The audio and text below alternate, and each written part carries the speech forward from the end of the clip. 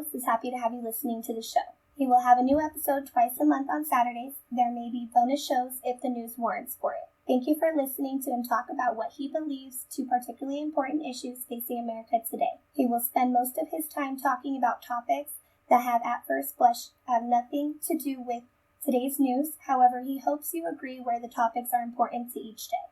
You can voice your disagreements or agreements on his comment section at the show's website, https://coffee-time-again.com, or email him at host@coffee-time-again.com. He does not do Twitter, so do not bother looking for him. Please keep your comments clean. He will have to remove all vulgar, name-calling, racist, hate comments, etc.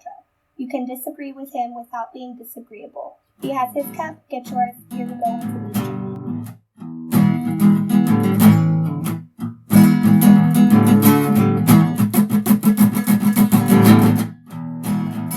Hello, this is Coffee Time Again, Exposing the Truth. I am Dale, your host. Welcome to the first of 5 shows on the Bill of Rights and how we're losing them. Over the next few shows, I will go through all 10 amendments. This one is about the so-called separation between church and state. Get your coffee, I have mine. Let's get going. Hope you enjoy the show. The phrase, separation of church and state, is generally traced to a January 1, 1802 letter by Thomas Jefferson addressed to the Danbury Baptist Association in Connecticut and published in a Massachusetts newsletter, well-traveled letter. So began this well-worn catchphrase started by Thomas Jefferson 218 years ago. Jefferson wrote, "Believing with you that religion is a matter which lies solely between man and his God, that he owes account to none other for his faith or his worship, that the legitimate powers of government reach actions only and not opinions, contemplate with severe reverence the acts of the whole American people, which declare that their legislature should make no law respecting an establishment of religion or prohibiting the free exercise thereof, thus building a wall of separation between church and state.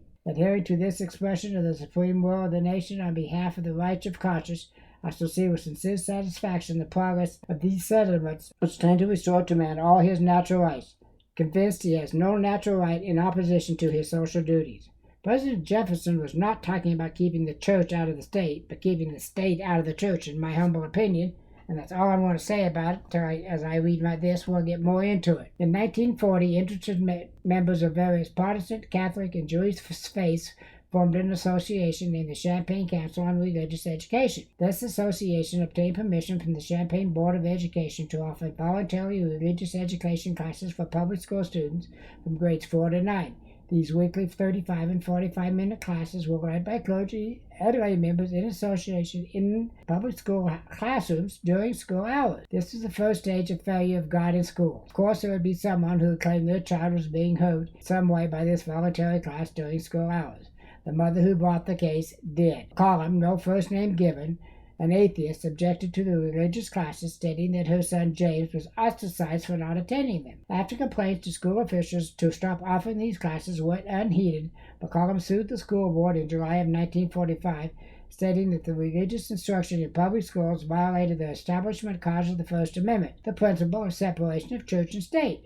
I fail to see how this is even close to what it says in the First Amendment, which says about church and state in part. The First Amendment to the United States Constitution prevents government from making laws which regulate and establish religion or prohibit the free exercise of religion. I see nothing in the law about being separate, just that the state cannot create its own religion, i.e., Church of the United States of America, nor prevent anyone from practicing their own religion. Mrs. McCollum continues her lawsuit by also complaining the school district religious education classes violated the Equal Protection Clause of the 14th Amendment. The principal elements of the McCollum complaint were that, in actual practice, certain Protestant groups exercised an advantage over other Protestant denominations. The school district calling the classes voluntary was in name only because school officials coerced or forced students' participation. The power exercised by the Champaign Council on Religious Education in its selection of instructors and the school superintendent's oversight of these instructors served to determine which religious faiths participated in the instructional program and constituted a prior censorship of religion. In her suit, McCollum asked the School Board of Education to adopt and enforce rules and regulations prohibiting all instruction in and teaching of all religious education in all public schools in Champaign District Number 71 and in all schoolhouses and buildings in said district when occupied by public schools. The Circuit Court of Champaign County ruled in favor of the school district in January 1946, and upon appeal, the Illinois Supreme Court affirmed the lower court's ruling. So at first, she lost twice. So then she went up higher up the food chain to the United States Supreme Court. McCollum sought review from the U.S. Supreme Court, which agreed to hear the case, taking oral arguments in December 1947. A number of religious groups, including the American Unitarian Association, the Synagogue Council of America, the General Conference of Seventh-day Adventists, and the Joint Baptist Committee on Religious Liberty, filed briefs in support of McCollum's position. I've been unable to discover why these other religion groups would join her in her quest to stop religions from their right under the Constitution and the provision of free expression thereof. Chief Justice Fred M. Vinson led the High Court when they ruled against the schools and our children. On March 8, 1948, the court ruled 8-1 in favor of McCollum, ruling that the classes were unconstitutional. The majority opinion, written by Justice Hugo Black, the court held, the facts show that the use of tax-supported property for religious instruction and the close cooperation between school authorities and the Religious Ed Council on promoting religious education. The operation of the school's compulsory education system, thus the system is integrated with the program of religious instruction carried on by separate religious sects. Pupils compelled by law to go to school for secular education are released, in part, of their legal duty upon condition they attend the religious classes. To hold that a state cannot, consistent with the First and 14th Amendments, utilize its public school system to aid any or all religious faiths or sects in the dissemination of the doctrines and ideals does not manifest a governmental hostility to religion or to religious teachings. For the First Amendment rests upon the premise that both religion and government can best achieve their lofty aims if each is left free of the other within its respective sphere. Dissent. The lone dissenting Justice Stanley Foreman Reed objected to the breadth of the majority's interpretation of the Establishment Clause and stated that an incidental support of religion should have been permissible with a more narrow reading of the First Amendment. I agree with Justice Reed. The High Court revisited the issue of religious instruction in Zorach v. Clauston in 1952. The 6-3 ruling in the latter case held that a New York program allowing religious education during the school day was permissible because it did not use public school facilities or public funds. So you don't use their buildings and their money, you can do it. So ended a century and a half of teaching our children about God in schools. It would take another 30 years before Bibles would be removed, the Pledge of Allegiance removed, corporal punishment removed. California recently passed a law saying you cannot expel a student for being disruptive in class. What are you supposed to do with him? Parents are forced not to discipline their children at home. Violence is rampant and mass shootings frequent. The freedom of our country is under attack from within. We are in grave danger of losing our freedom, with socialists growing in power and strength. They're on the halls of power now and very much to the left, socialists, communists, and worse. I see this as a direct result of the ruling in 1948, as well as removal of the Bible from classrooms. I do not have in front of me the actual numbers. However, an exceptionally large percentage of educators self-identify as liberal, and very much so. I believe this is a part of the breakdown of America for which we stand for.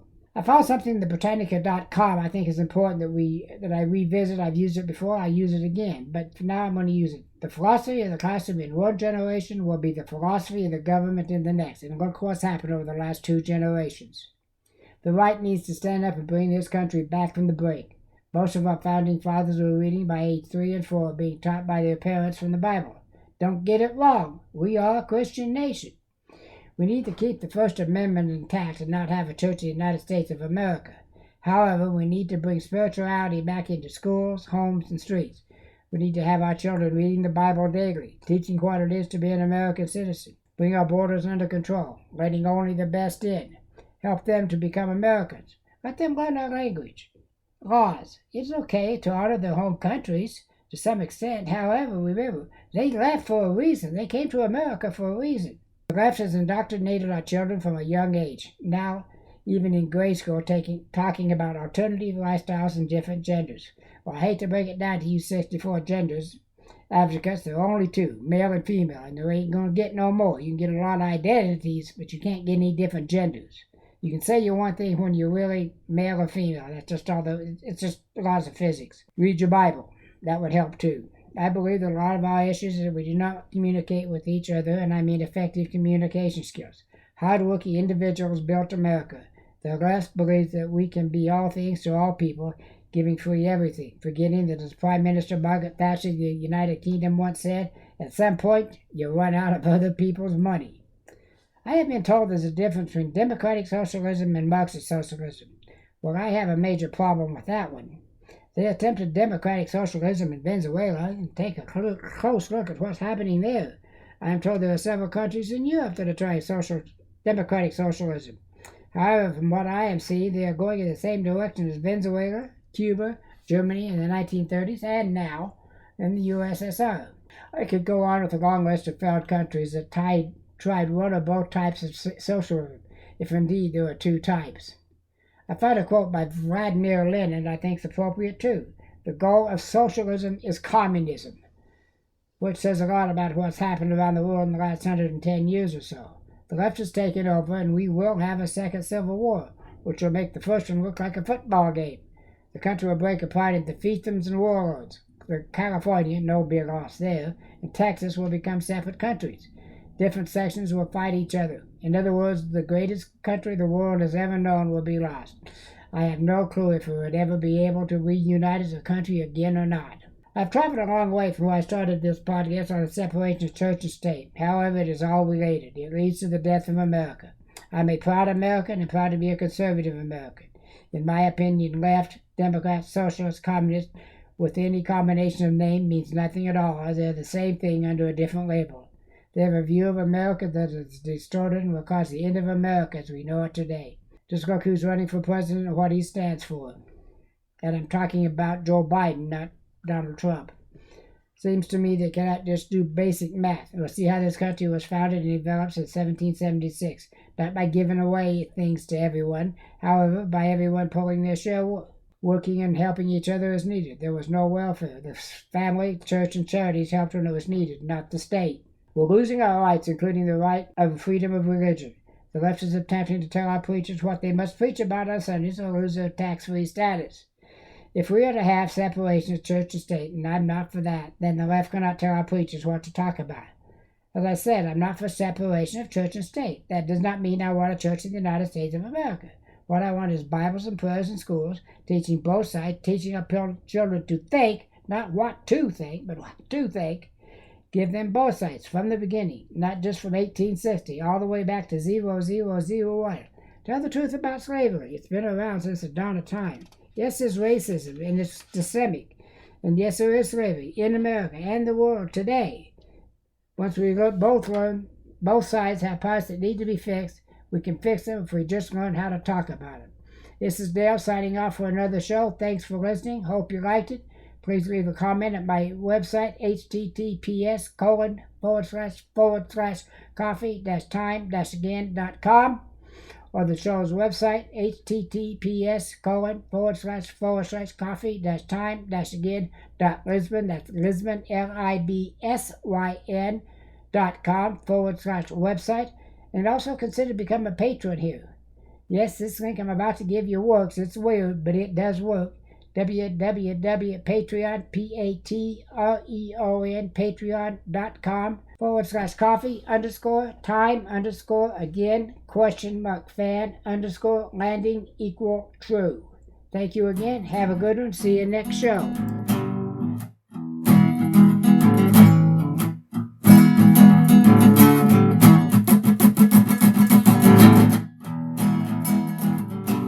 Thank you for listening to his rants and raves. There are show notes and a place to comment at https://coffee-time-again.com. He hopes that you liked what you heard and will tell others about him. Dale is attempting to get a following that both agrees and disagrees with him. He does not want a yes man. If you disagree, wonderful. Dale is happy to have you here as a part of the Coffee Time Again team. He does not want to talk about the news of the day. He is attempting to give a history lesson that is just as important about what is going on as the headlines of the day. Please do not hesitate to contact him. Just remember that Dale wants a clean show, meaning no cussing, name-calling, yelling, or hate allowed. You can disagree with Dale and not be disagreeable about it. If you have an idea for a show, just send him an email at host@coffee-time-again.com or on the comments at the show's website at https://coffee-time-again.com.